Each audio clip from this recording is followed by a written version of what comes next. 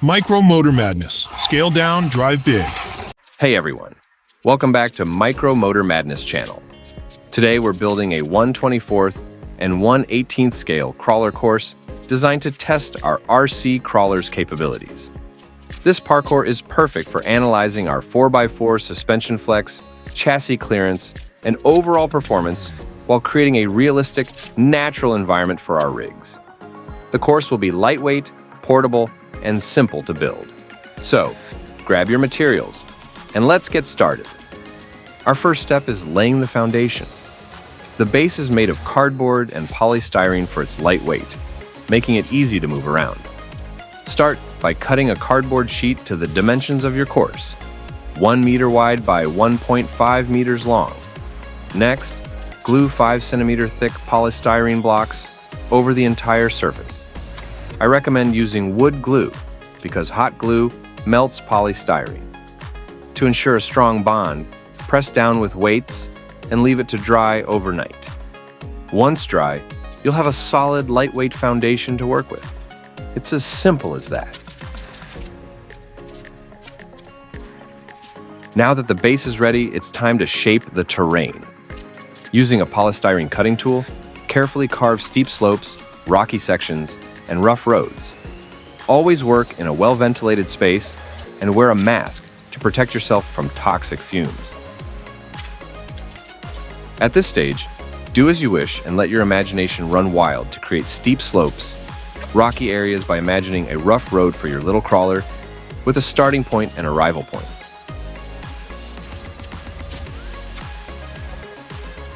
I glue the different sections using a quick-setting silicone glue.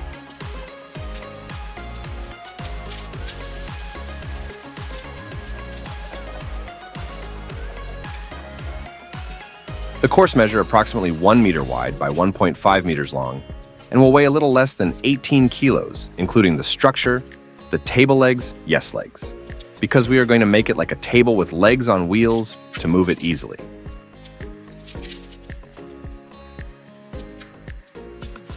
For added fun, I included 2 bridges. One is a suspension bridge made from string and wooden waxing spatulas, and the other is a fixed bridge made by gluing the wood spatulas together. I built these off-camera and placed them on the course. For waxing spatulas, I asked my wife to buy some for me.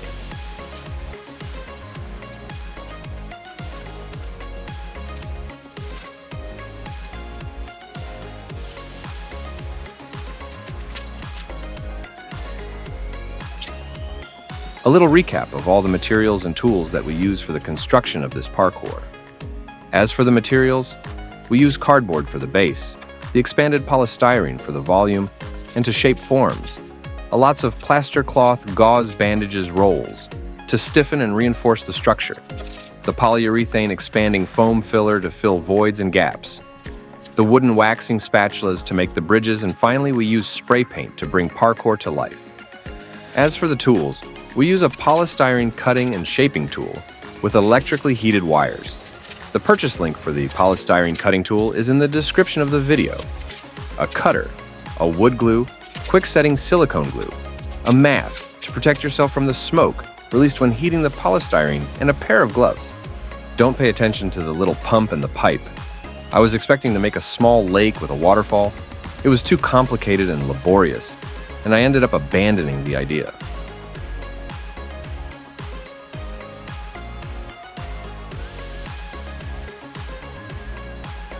At this stage of the project, the cost remains very low. If I include the polystyrene cutting tool, the polystyrene, the silicone glue, and the wood glue, we are around $85. Once the shaping is complete, use polyurethane expanding foam to fill gaps and strengthen the structure. This step ensures your course is durable and can handle regular use.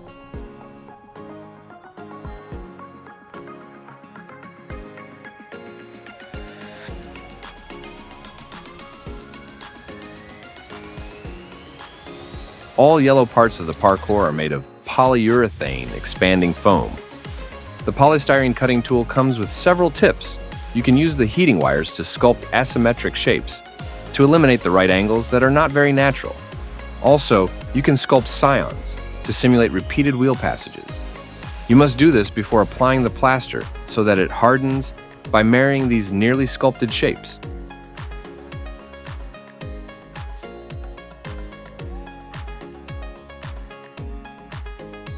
I put the plaster fabric on one part of the upper section. The rest I will do later, because I'm still sticking small pieces of cardboard and polystyrene everywhere to create bumps and rocks.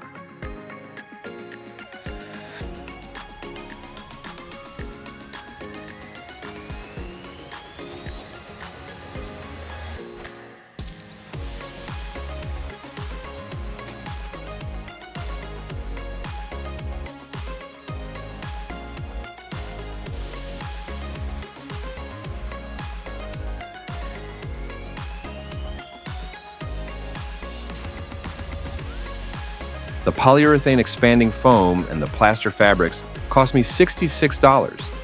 Added to the $85 for building the structure, the cost comes to $151.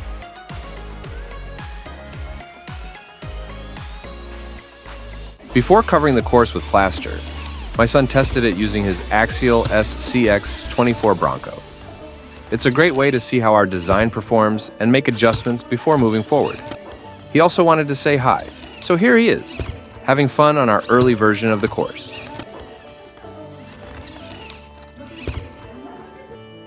After testing, it's time to reinforce the course. I did not film the step of covering the course with plaster cloth, but I will show you the principle on this small obstacle. It is a very simple process. Using plaster cloth gauze bandages is an easy and effective way to solidify the terrain. Simply wet the bandages, place them over the surface, and smooth them down with your fingers or a damp brush. This creates a strong, even layer that holds everything in place. I also added details by carving shallow tracks into the polystyrene to mimic wheel ruts from repeated vehicle use. These small touches make the course look more realistic and scale accurate. Now for the fun part, painting. To create a natural desert look inspired by the Grand Canyon, I used a multi-layer painting technique. The natural color of such an environment is never the result of a single shade. So, to get as close as possible to a natural look, I used 5 shades of color to have contrast and depth. I start with a black base coat to add depth, then spray a beige-gray layer for contrast. Finally, apply 3 shades of brown, dark brown for shadows, red-brown for warmth, and light brown for highlights. Spray each color randomly for a natural, uneven finish. I used matte acrylic spray paints designed for modeling, which I picked up at a hobby store.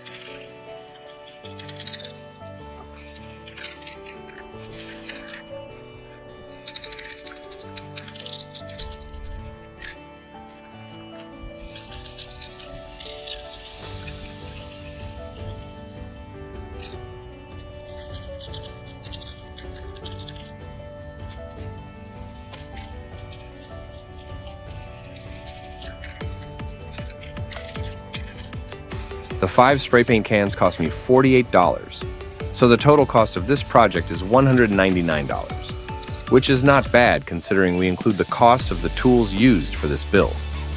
They will pay for themselves nicely, as I expect we will build other crawler courses that will serve different purposes.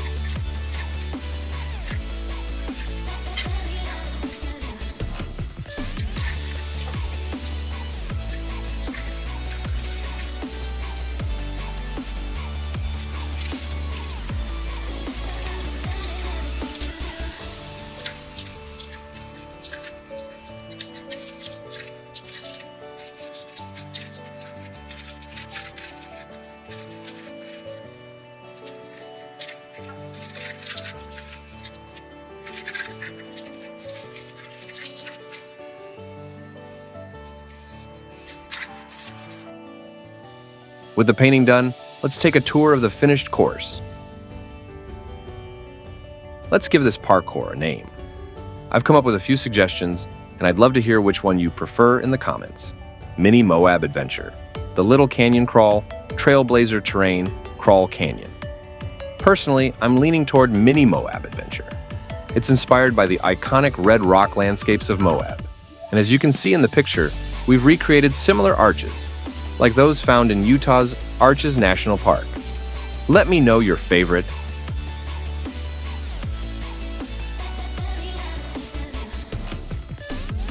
This crawler course is not very difficult and is accessible to most crawlers, even in their stock form. However, some sections cannot be crossed by all rigs without tilting. The objective of this parkour is to analyze and study the behavior of 4x4s, their flex capacity, the movement of the suspensions, the crossing capacity, the chassis clearance. More than that, this parkour is a display for our scale crawlers after their build or modification, to see if the appearance of the car seems real in an almost natural and scale environment, and also to allow my son to enjoy these rigs indoors, especially in winter. This version is complete, but we'll test it over time and see how we can improve before finalizing the construction with natural details, like some earth, pebbles, and also synthetic grass. This course is perfect for stock or slightly modified crawlers.